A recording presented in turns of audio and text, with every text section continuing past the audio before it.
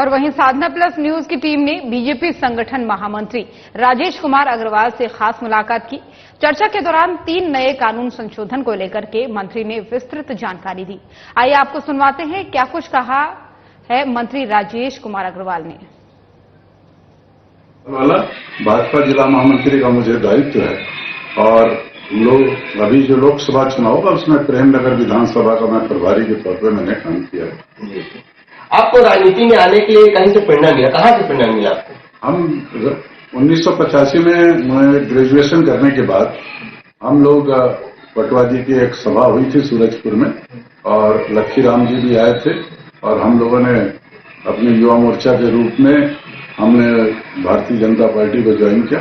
मैं संघ की शाखाओं में बचपन से जाता रहा हूं और संघ की शाखाओं से प्रेरणा लेकर के हम लोग भारतीय जनता पार्टी में हैं।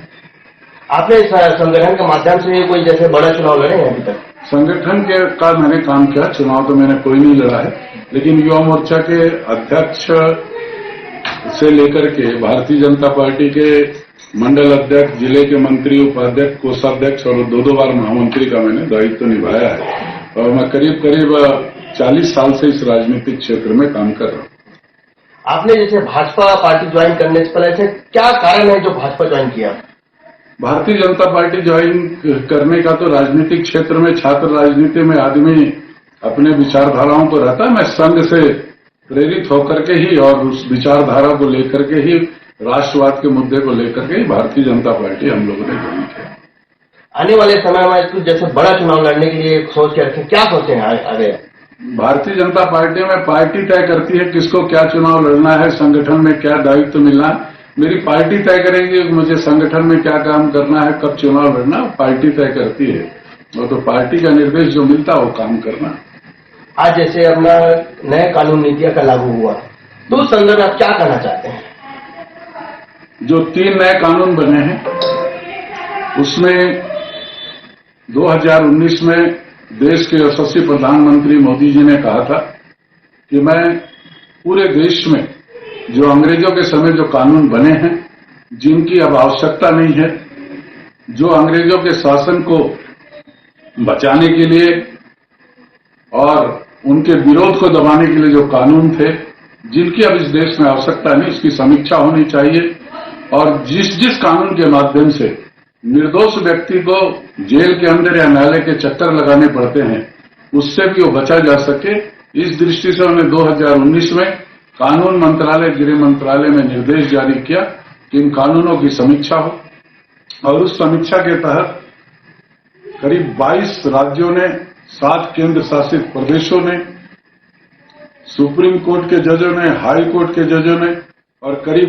150-250 सांसदों, 270 विधायकों ने इसमें प्रत्यक्ष रूप से भाग लेकर अपने सुझाव और देश की लाखों जनता ने अपने सुझाव इंटरनेट के माध्यम से सरकार को दिए। उसके करीब उसके बाद 153 बैठकें कानून मंत्रालय, गृह मंत्रालय की हुई और जितनी बैठकें अमित शाह जी के गृह मंत्री बनने के बाद हुई, सभी बैठकों में अमित शाह जी मौजूद रहे।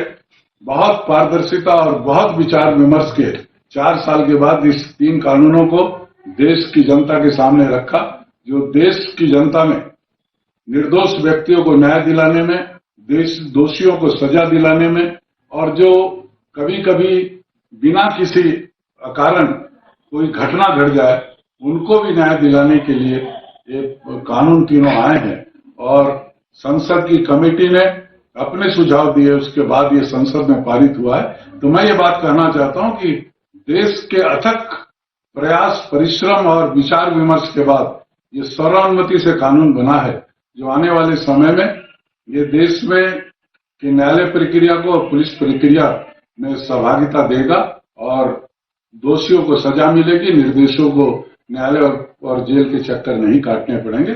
मुझे ऐसा लगता है, इसके लिए मैं प्रधानमंत्री अमित शाह जी और कानून मंत्री का अभिनंदन भी करता हूं। 1 जुलाई को आज ये कानून लागू हुआ है। आने वाले समय में इन कानूनों में यदि कोई खामियां आएगी तो उसका भी समाधान निकलेगा, उसमें सुधार होगा। ये संसार का नियम है, परिवर्तन होता है, उसमें सुधार होते हैं और उसमें सुधार होगा।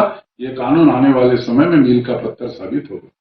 ये तो आपका काम और व्यक्तित्व का परिचय दिए। अब सुना है आपके नाम के पीछे राजेश कुमार अग्रवाल और एक उसमें टाइटल लगा है महल वाला, तो ये महल वाला चीज के पीछे क्या अर्थ है, उस वक्त थोड़ा क्लियर करिए।